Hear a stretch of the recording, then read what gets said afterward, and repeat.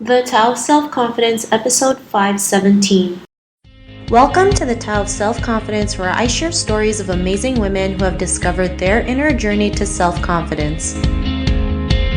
Visit our website at thetaoofselfconfidence.com. Your inner journey to self-confidence awaits. Well, hello friend. Welcome to the Tao of Self-Confidence, where I share stories of amazing women who have discovered their inner journey to self-confidence. I'm your host today, Sheena Yap Chan, and today I have an amazing lady on the show today. She's a consulting psychologist and also a celebrity host who's also known as the Asian Oprah, and I'm really excited to have her on and share her story with us today on self-confidence. So without further ado, I'm going to introduce you to Dr. Marissa Pei. Dr. Marissa, how are you today? Maybe you can fill in a little bit more about yourself to our listeners. Thank you, Sheena. I am happy today, and I am happy to be on your little show here. And let's see, we're talking about self-confidence, which is something that is maybe for a lot of Asian women, not something that is taught, perhaps in our traditional ancestry and background. I don't know what flavor of Asian you are exactly, but I am Chinese with a dash of Mongolian. And I do know that in China and Japan, there's a saying that says, the nail that stands up is hammered down. So being out there and not exactly shy and not exactly quiet has been an interesting journey, if we use the Chinese term of interesting, not always easy. And so self-confidence is something that I've had to probably learn the hard way. It is a balance between thinking that you're nothing, or I call it on the left side, it's a piece of shiitake on the left, and then on the right side, you're thinking that you're hot shiitake. And I think this is not just for Asian women, but many women who find it not easy to kind of find that balance. Most of us are actually more on the left side, not thinking that we are as attractive or as smart or as confident as we should be. Most men, not all men, but most men on the other hand seem to be less critical and think they are better looking, more buff, and have more hair than they actually do. So I actually am known for a saying called Have a Guy Day, where I encourage women to adopt that a little more self-appreciating mode that many men have more naturally than we do. Awesome. Well, thanks for sharing that. And I'm also Chinese, so I totally understand, the way you've been brought up and never rocking the boat and always being told what to do. And it hurts us a lot because then we, learn to, second guess ourselves all the time, overanalyze, afraid to make decisions. So this is one of the reasons why I created the show as well, because I know there's so many Asian women out there who are also going through the same thing. So thanks for sharing that. And Dr. Marissa, what would be your favorite self-confidence quote? Well, I have two. For my past, I say no regrets. So in life, we sometimes spend too much time in the woulda, shoulda, coulda, and sort of aligning with what you're saying about, second guessing ourselves or wondering if we should have said that, shouldn't have said that, should have done that, shouldn't have done that. Life is a series of doors, and there's always 4 or 5 doors in front of you that you could walk through. You try to avoid the door that has, arrows sticking out of it so you don't skewer yourself. But there's like 3 doors usually that you can go through. And the best thing to do is not to turn around and say, what if I should have gone through that door? Because in front of you, there's another series of doors that you can go through, and they're all fine. They all have benefits and consequences. There's not right and wrong. There is just possibility and possibility. And so that's one of them. And then for my future, it's don't die wondering. I know I have about 11,888 plus or minus a couple thousand days left in this life, or the way that we're looking at this life now, before we transition into something that we're not sure is over there. So my life today, my breathing, experiencing, sensing, tasting, touching life, day, minute, hour is the most important that I want to make the most of. So if I have something that I want to try, you bet your bottoms I'm going to try. And I do not want to die wondering. So people have told me my new byline is, Dr. Marissa, she's everywhere. So I can be here teaching a class and then on a flight to New York where I just spent 3 days and on my way back and doing a talk. Awesome. Well, thanks for sharing those quotes. And in your own words, how do you define self-confidence?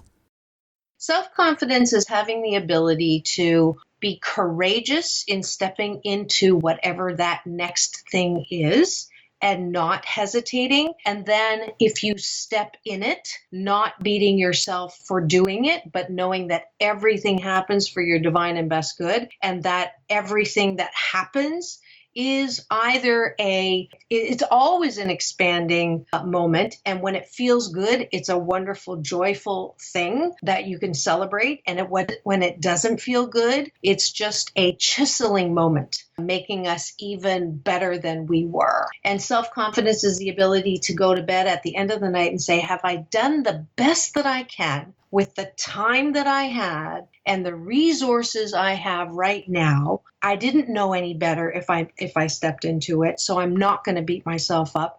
And I can't wait to see what tomorrow brings, because I am here on the planet for self-discovery. Thanks for sharing that great definition. And Dr. Marissa, what was your life like before your discovery of self-confidence?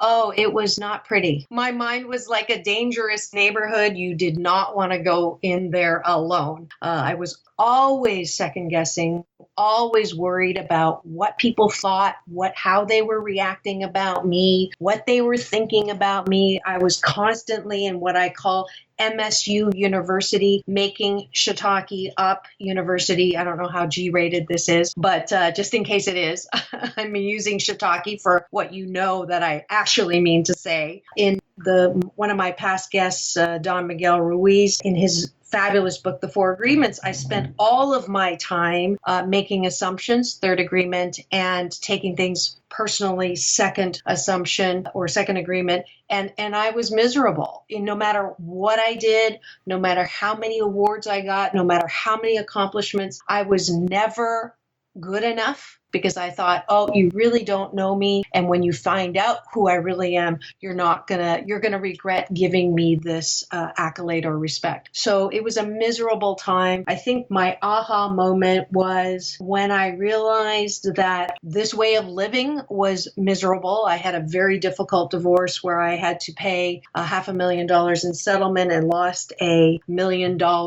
consulting company. And I was brought to my knees and realized that I had to find myself, and I could no longer look to other people to find my value. And that began a little bit of a journey that I have taken over this last 9 years. And I am so grateful because I know who I am. I know whose I am. I know what I'm supposed to do. I know that everything that's happened to me has been for my divine and best good. And I'm coming out with a book that is going to sort of capture that whole journey, called 8 Ways to Happiness from Wherever You Are. New York publisher Morgan James.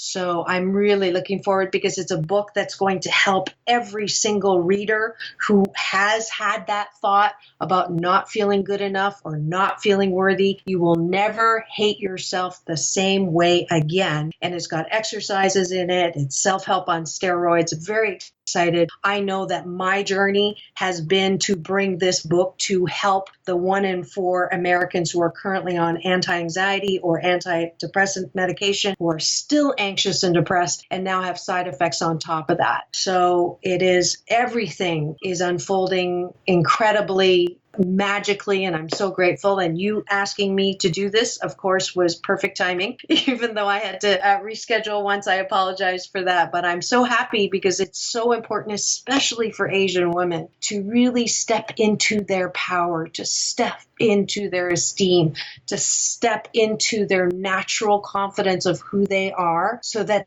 they can share their unique talent, gifts, and abilities with the planet to leave this place better and to be a beneficial presence on the planet. Awesome. Well, thanks for sharing that story. And, I can't wait to check out your book. And yeah, as women, we have to realize our power, that it's within us. And we just have to learn to believe in ourselves and go out there and do the things that we want to do, redesign the life that we want. So thanks for sharing that. And, to the woman who's listening to your episode, she may be in her own journey to self-confidence. What would be that one thing or one tip you would give to her? I would say that when the voice in your head says, yeah, but what about this? Or what are they thinking? And why are they saying that about me? I want you to say, who cares? Who cares? Because it really doesn't matter what anybody else thinks about you except for you. One of my other past guests was Dr. Terry Cole Whitaker with a best-selling book called What You Think of Me Is None of My Business. And at the same time, what I think of you is none of your business. What's most important is to ask yourself in the morning, who am I and what do I want? I have a friend who doesn't have an answering machine. She has a questioning machine, and that's the question. And that's the question that I use on my weekly talk radio TV show as well with my guests. Who are you and what do you want? If you just spend a couple minutes thinking about that instead of worrying about what everybody else thinks, who you should be, or what you should be doing, you will begin on that journey of loving yourself, because you are loving, lovable, and loved exactly the way you are. That's not saying that there aren't things that you need to work on to be the best that you can be, but at the core of who you are, we're not made broken. We are made beautiful and wrapped in a warm blanket of worthiness. So I want you to remember that.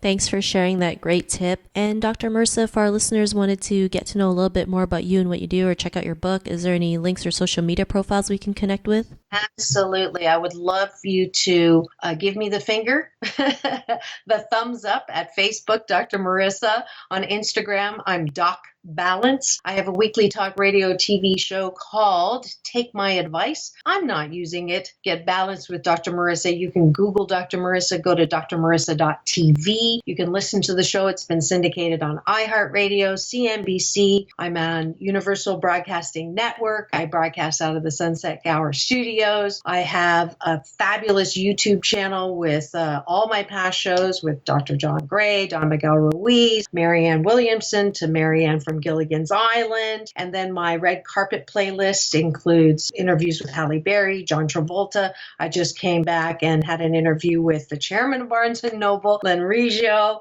Nicholas Sparks. So check that out. That's all free. And then I have an app called the 21-day fast from complaining with Dr. Marissa. If you want to start feeling good about yourself, you can get that app and sort of monitor how many times you complain, because that does bring your confidence down. I think that's it. Just Google me, get in touch with me. And I do life balance coaching on the beach, whether you're marinating past pain or future fear, or you are looking to explore your own gifts, talents, and abilities and want some help with branding and marketing and moving into something different than a job that you hate. That's also something that I help you do. Awesome. Well, thanks for sharing that. And to our listeners, if you want to connect with Dr. Marissa, you can also head on over to the taoofselfconfidence.com and search for Dr. Marissa's name. Her show notes will pop up along with everything else that we talked about. And I just really want to thank Dr. Marissa for taking the time to share her story and tips with us on self-confidence. So thank you so much, Dr. Marissa. Well, thank you, Sheena, for what you do. And you're obviously great at this as well, and look forward to, working with you online and continuing to support and encourage, especially Asian women. I'm actually going to be featured on Asian Voices Season 3. So I'm going to set you up too with that group. How's that? Awesome. Yeah, sounds like a plan. And again, it was an honor to have you on the show. And to our listeners, be on the lookout for another new episode of another amazing woman's journey to self-confidence. And we'll talk to you soon. Bye for now. Peace in and peace out. Thank you for tuning in to another amazing episode of The Tao of Self-Confidence. Visit our website at thetaoofselfconfidence.com to check out cool resources, blog articles, show recaps, and so much more. Your inner journey to self-confidence awaits.